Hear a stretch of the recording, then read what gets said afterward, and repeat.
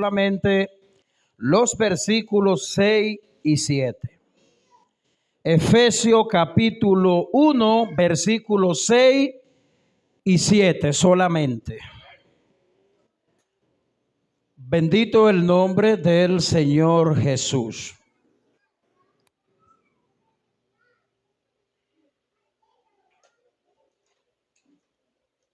Repito, Efesios capítulo 1, versículo 6 y versículo 7 solamente. Maravilloso es el nombre de nuestro Dios. Y demos lectura a estos dos versículos en el nombre del Señor. Dice así: para alabanza de la gloria de su gracia, con la cual nos hizo aceptos en el amado, en quien tenemos redención por su sangre, el perdón de pecados según las riquezas de su gracia. Puede sentarse, hermano. El tema de esta predicación es la gloria de su gracia. La gloria de su gracia.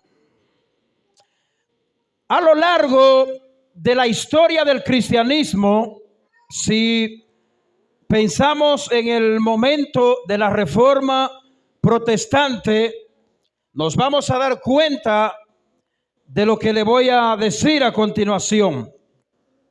A lo largo de la historia de la iglesia, uno se da cuenta de que el gran desconocimiento que muchos creyentes han tenido acerca de la gracia de Dios es una falta de conocimiento bastante grande.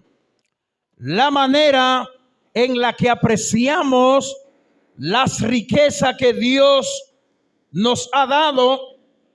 Este capítulo, a partir del versículo 3, la Reina Valera lo titula Bendiciones espirituales en Cristo.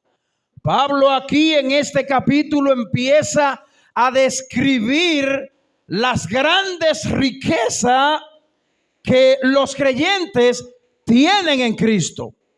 Y cuando uno ve lo que Pablo describe acerca de las grandes riquezas que tenemos nosotros, los creyentes, vamos a ver que en esa lista que Pablo describe no vamos a encontrar nada material, sino que Pablo describe las grandes riquezas que tenemos los cristianos muy relacionadas con la gracia de Dios. ¿Y a qué nos referimos cuando decimos que las riquezas de Dios a su pueblo, cuando dice que Dios nos ha bendecido con todas riquezas y con toda bendición en los lugares celestiales en Cristo? En Cristo nosotros somos más que bendecidos. Y cuando pensamos, repito, en las bendiciones que Dios nos ha dado por medio de Cristo, vamos a ver que Pablo se refiere a la redención, Pablo se refiere al perdón, Pablo se refiere a la vida eterna, Pablo se refiere al conocimiento de nuestro Señor Jesucristo. Esas son las riquezas que Pablo describe a lo largo de este capítulo, específicamente desde el versículo 3 hasta el versículo 14. Pero hemos tomado dos versículos que solamente se centran en lo que es la gloria de la gracia del Señor. Y por poner o para que veamos un ejemplo de que todo lo que Dios hace y todo lo que Dios tiene para nosotros es glorioso, es asombroso. Todo en Dios es glorioso. Si visitamos el Salmo 19, el versículo 1, nos vamos a dar cuenta allí de la gloria de la creación de Dios. vamos a ver que el Salmo 19 describe la creación como algo glorioso de Dios. Pero en segunda de Tesalonicenses capítulo 1 versículo 9 vemos la gloria de su poder. Pero en primera de Corintios capítulo 1, desde el versículo 20 al versículo 25, vemos la gloria de su santidad. Todo en Dios es glorioso. Lo más pequeño de Dios para nuestras vidas es glorioso, es majestuoso. Lo más pequeño de Dios para nosotros debe ser siempre asombroso, porque lo más pequeño de Dios para nosotros, hermano, es glorioso. Probablemente algunas cosas de Dios no nos llamen tanto la atención por la misma situación de nuestra naturaleza caída y pecaminosa. Hay cosas de Dios que no nos despiertan atención, no llaman la atención. Sin embargo, hay cosas del mundo que no son pecaminosas, que son legítimas, que de repente a nosotros nos asombran. De repente un descubrimiento en el mundo de la ciencia nos sorprende. ¿Cuánto nos ha sorprendido este siglo XXI a nosotros, hermano, con las grandes tecnologías que este siglo ha podido tener? Y son cosas que nos asombran cuando nosotros vemos una edificación en el mundo de la ingeniería. Uno se asombra de muchas cosas que realmente no deben asombrarnos, tanto como Dios nos asombra con su gloriosa gracia, amados hermanos. Y es algo que como creyentes nosotros debemos entenderlo. Es algo que como cristianos debemos de tener una concientización de estas verdades que se describen en las Sagradas Escrituras. Pero sobre todo sus atributos que Dios tiene, hallamos la gloria de su gracia. Y este es el punto al que nos vamos a referir y al que vamos a enfatizar en esta noche. Por eso nuestro tema, la gloria de su gracia. Entre todos los atributos que Dios tiene, Dios es santo, Dios es perfecto, Dios es todopoderoso, Dios es omnipresente, Dios es omnisapiente. Entre todos esos atributos nos vamos a referir a este atributo de Dios que es su gracia única en Él. Y es esa que hace que Dios se muestre benevolente ante todo ser humano, benevolente y bueno hacia nosotros, su pueblo, su iglesia. Gloria al Señor. Bueno, tomando todo esto en cuenta acerca de lo glorioso que es la gracia de Dios, no sé a ti, pero a mí me sorprende cada día la gracia de Dios, porque todo lo que Dios ha hecho por medio de su gracia son cosas extraordinarias. Y sabe que aunque hoy no parezca extraordinario que Dios te haya salvado, que Dios te haya perdonado, que Dios te haya regenerado, aunque hoy no sea tan asombroso, porque nuestro pecado no nos permite ver lo asombrosa que es la gracia de Dios para nosotros, llegará un momento, llegará un día en el que tú y yo vamos a entender lo glorioso que es la gracia de Dios ahora en el presente para cada uno de nosotros. Te voy a contar algo. La gracia de Dios es tan gloriosa que no solamente te ha librado del castigo eterno, sino que te ha otorgado el poder para que tú puedas vivir en este mundo de manera victoriosa. Tomando todo esto en cuenta, lo único de Dios, el cual es su gracia, vamos a considerar algunas cosas importantes acerca de la gracia del Señor. Y yo quiero repetir nuevamente los versículos. Dice: para alabanza de la gloria de su gracia. Y si leemos los versículos que están anteriores, lo que Pablo viene diciendo, versículo 3, escuche, Bendito sea el Dios y Padre de nuestro Señor Jesucristo, que nos bendijo con toda bendición espiritual en los lugares celestiales. ¿Pero en quién? En Cristo, hermano.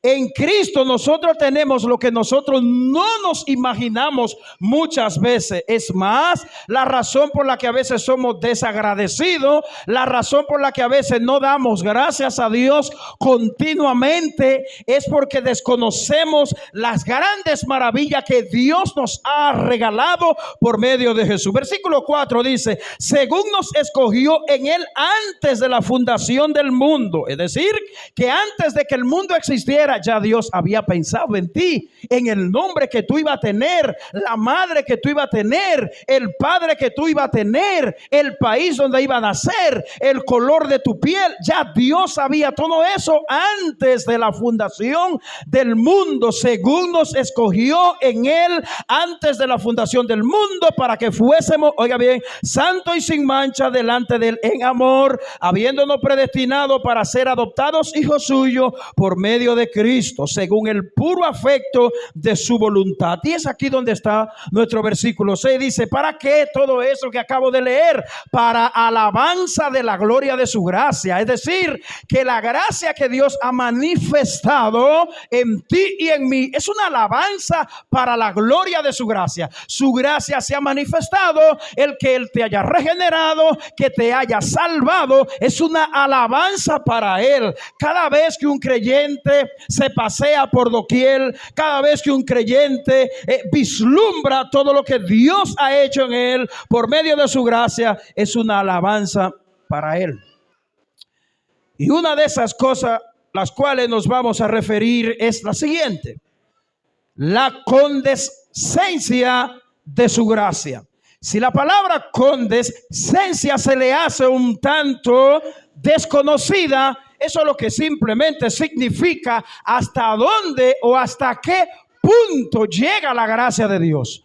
Hasta el punto de que Cristo Jesús se hizo hombre y todas las cosas que Dios ha hecho por su gracia. La condescencia es como decir lo que Cristo fue capaz de hacer. La condescencia, lo que Cristo fue capaz de hacer por medio de su gracia. ¿Hasta dónde llegó? La bajeza, hasta dónde Cristo llegó. A eso se refiere la condescencia de su gracia, y es lo que veremos. Hay gracia en su amor para los ángeles, ¿verdad? Los ángeles que sirven a Dios. Hay gracia de Dios para el planeta completo y para todo lo que Dios ha creado. Condescencia, aceptar su servicio aunque no lo necesita. Ahí está la condescencia de Cristo. Los ángeles le sirven, pero ¿por qué Dios humildemente recibe el servicio de los ángeles? Pues Él no lo necesita. De hecho, Dios no necesita ninguna alabanza y ningún servicio de nosotros. Nosotros somos lo que necesitamos de Él, y hasta ahí llega la condescencia de Él. Imagínese usted un gran mandatario rebajarse a tal punto de llegar a ser como un ciudadano común. Eso es difícil, es más, es imposible usted ver un mandatario de un país hacer cosas que comúnmente la hace un ciudadano. Por ejemplo, echar un día con una asada en la mano. Es imposible usted ver a un mandatario de la alta élite llegar hasta este punto. Cristo no. A Cristo lo vemos haciendo cosas que solamente en la cabeza de Dios pueden ser percibidas. Y hasta ahí llega la condescencia de Cristo, de la gracia de Dios. Y eso es lo que significa la condescencia de la gracia de Dios. Condescencia hasta ser un hombre. ¿Y sabe qué implica eso? Que Cristo se humilló. Cristo se hizo hombre, en poca palabra. Cristo llegó hasta el punto, por medio de su gracia, su condescencia, de hacerse hombre. Es como entrar en una bajeza que no es concebible para el humano que se encuentre en un estatus social muy alto, bajar de estatura, ¿verdad? Alguien que fue presidente, es difícil usted, o es imposible usted verlo aspirar a síndico de una provincia. condecencia, a eso me refiero. Pero en el caso de Dios que se hizo hombre, la gracia en su condescencia le llevó hasta el punto de hacerse hombre. Hecho, dice Salmo 4 y 5, hecho un poco menor que los ángeles. Salmo 8, 4 y 5. El hombre degradado y corrompido por el pecado. Oiga, hasta el punto que llevó nuestro Señor Jesucristo. No le presten atención a eso, hermano. Si la pueden quitar de ahí, humildemente cualquiera de los hombres que están ahí, háganlo al paso. Continuamos. Con decencia hasta ser hombre. Bendito sea Dios. Contraste. Lo difícil que parece a los hombres, y si hacemos un contraste entre lo que es la condescencia de nuestro Dios, de nuestro Señor, hasta donde Cristo ha llegado con todo lo que le acabo de explicar, si hacemos un contraste entre Dios y el hombre, nos vamos a dar cuenta que hay una diferencia del cielo a la tierra. Lo difícil que parece a los hombres bajar de su nivel social o intelectual o su nivel moral para intimar con los humildes y los malos. Eso es algo difícil. ¿Qué valen nuestras distancias ante las que nos separan delante de Dios? No valen nada. Y si nosotros, vuelvo y repito, hacemos un contraste en lo que nuestro Dios, el Rey de la creación, hizo comparado con el hombre, que se le hace, repito, difícil bajar de su nivel social o económico o intelectual, etcétera, etcétera. Hasta ahí llega la condescencia de la gracia de Dios. Una segunda cosa que quiero compartir es la amplitud de esa gracia. La amplitud de la gracia. Los hombres se dignan algunas veces de hacer gracia a muchos hombres en muchas ocasiones. Pero algo de notar es que el hombre comúnmente le hace bien a aquellos hombres que aparentemente son buenos. Sin embargo, Dios ha hecho salir su sol sobre buenos y malos. Dios su gracia la reparte sobre todo hombre malvado. Y esto solo es que el hombre lo hace en algunos casos específicos. Cristo da gracia a todos los que quieran recibirla.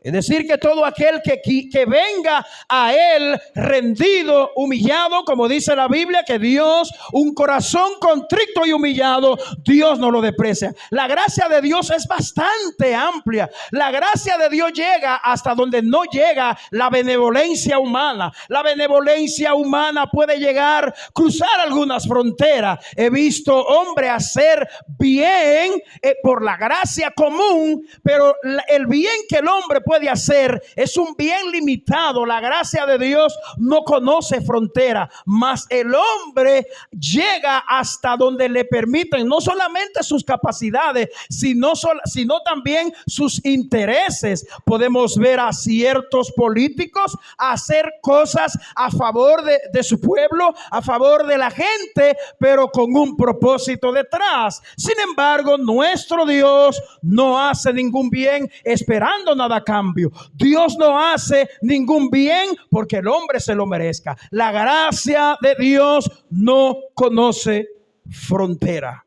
Cristo da gracia a todo aquel que esté disponible a recibirla, tanto a judíos como gentiles, a todos. Por eso es que no hay ya una pared que nos limite a entrar a ese trono de la gracia de Dios. Todos tenemos acceso a esa gracia. Antes no teníamos ese acceso, pero ahora tanto gentiles como judíos, publicanos, tenemos ese acceso a entrar a esa gracia.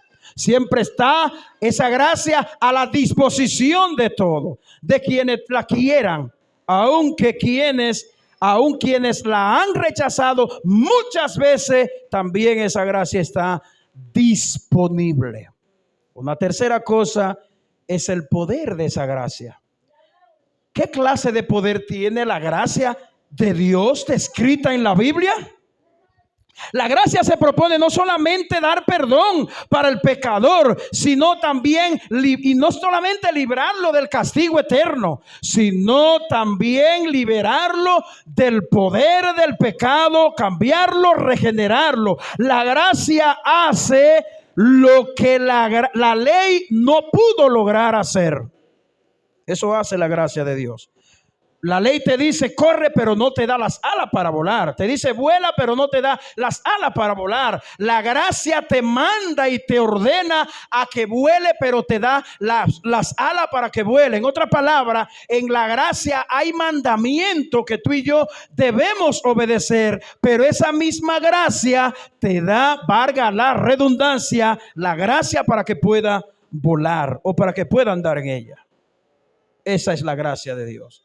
Ese es el poder de la gracia de Dios. El poder de la gracia de Dios es capaz de un hombre que se encuentra inhabilitado, un hombre pecador que se encontraba inhabilitado delante de Dios, sentenciado a un juicio. Esa gracia le permite entrar al escenario del perdón. Esa gracia le permite entrar al escenario de restauración, al escenario de la regeneración, al escenario donde ningún ser humano nunca pensó, nunca se imaginó, después de la caída, que el hombre iba a alcanzar tal o cual gracia. Esto solamente es posible por medio de todo lo que Cristo ha hecho en la cruz del Calvario. Ese es el poder de la gracia. Los bienes que nos colma la gracia. Todas las cosas, todo es vuestro. Nada nos faltará. Bástate mi gracia fue una expresión de Pablo en un momento donde su aguijón le aguijoneaba. Señor, quita de mí este aguijón. Bástate mi gracia fue la respuesta divina hacia Pablo, porque mi poder se perfecciona en tu debilidad. Los bienes de esa gracia también son las provisiones abundantes de Dios. Y esas provisiones abundantes de Dios serán para cada día. Cada día Dios ha dispuesto el combustible de su gracia para que nosotros podamos ampararnos en Él. Dios no te da la gracia por medida. Dios no te da una gracia limitada. Él te da la gracia que necesita para el diario vivir, para la toma de decisiones, para direccionarte, para guiarte, para llenarte de sabiduría, para llenarte de benevolencia, para llenarte de piedad. Esa gracia está dispuesta para colmar a los hijos de Dios día a día. Y esto, hermano, es un gran privilegio. Es un privilegio gozar de la gracia de Dios. Al principio dije, y yo creo que esta es una de las razones. Al principio dije que a muchos creyentes uno se da cuenta que han tenido y han vivido y han partido a la presencia de Dios y han vivido y han tenido un desconocimiento de lo que realmente implica y es la gracia de Dios. Hay bienes maravilloso, hay bienes incalculables, hay bienes de la gracia de Dios para ti, para mí, que tú y yo no podemos entender cuán grandes son esos bienes. Es un privilegio que Dios nos da a través de su gracia, nos colma de gracia. De hecho, la vida de oración, poder orar, poder tener comunión con Dios es uno de los bienes de la gracia que tú y yo tenemos. Y todos son bienes, que son bienes inalterables. Quiero leer algunos versículos bíblicos, ya casi concluyendo. En Romanos capítulo 8, versículo 23, dice lo siguiente. Y no solo ella, sino que también nosotros mismos, que tenemos las primicias del Espíritu, nosotros también gemimos dentro de nosotros mismos, esperando la adopción, la redención de nuestro cuerpo. Esa es una de las cosas la cual la gracia de Dios nos ha colmado. La Biblia nos ve, o Dios nos ve a nosotros en el presente como ya bendecidos en Cristo, ya colmado de la gracia de Dios en Cristo. Y cada uno de nosotros, los hijos de Dios, gime por el conocimiento que tiene, no solamente de la gracia de Dios, sino de lo que Dios ha impartido en la revelación de su palabra, el futuro que nos espera a cada uno de nosotros, la redención de nuestro pecado. No solamente nosotros gemimos, sino también todo el resto de la creación gime por ver ese glorioso momento. Yo voy a concluir con la cuarta cosa que quería compartir: la herencia que nos guarda. ¿Cuál es esa herencia? Nos hará ver a Dios en el cielo. ¿Quién? La gracia. La gracia de Dios nos hará ver a Dios en el cielo. Todo es por su gracia y su benevolencia. Si el día que lleguemos a la presencia de Dios, fue su gracia que nos llevó. No fue nuestra capacidad, esfuerzo o benevolencia personal. No, la gracia nos hará ver a Dios en el cielo. ¿Y qué más? Tendremos morada allí con Él. Y es una promesa bíblica la cual Jesús le dio a sus discípulos antes de ascender al cielo. ¿Qué otra cosa más nos dará la herencia de su gracia? Reinaremos con Cristo para siempre. De las maravillas del cielo, la mayor será vernos allí, hermano. Esa va a ser la mayor maravilla, vernos allí junto con nuestro Salvador. No es que tú hayas sido librado del castigo eterno, no.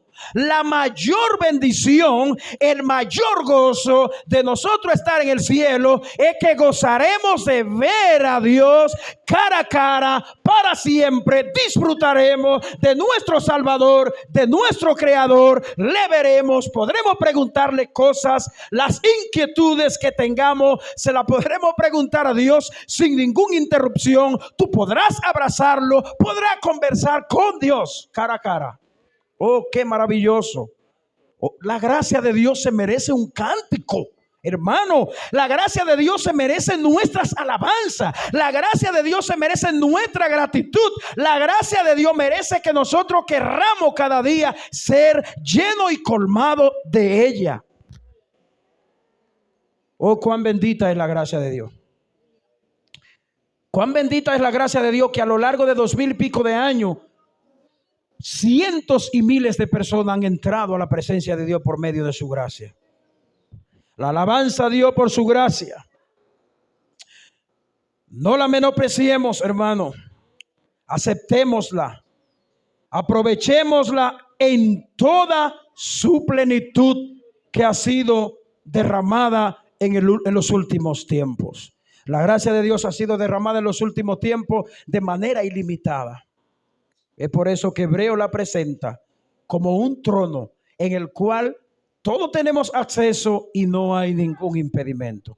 Tú no necesitas tener una preparación académica o intelectual o ser reconocido para entrar en esa gracia. Cualquier hombre común que nadie conozca, que no sepa leer ni escribir, tiene el mismo derecho de entrar a ese trono y disfrutar de esa gracia como lo tiene cualquier dignatario que se acerque a Dios. Así que Dios le bendiga y Dios les guarde. Padre, muchísimas gracias te damos.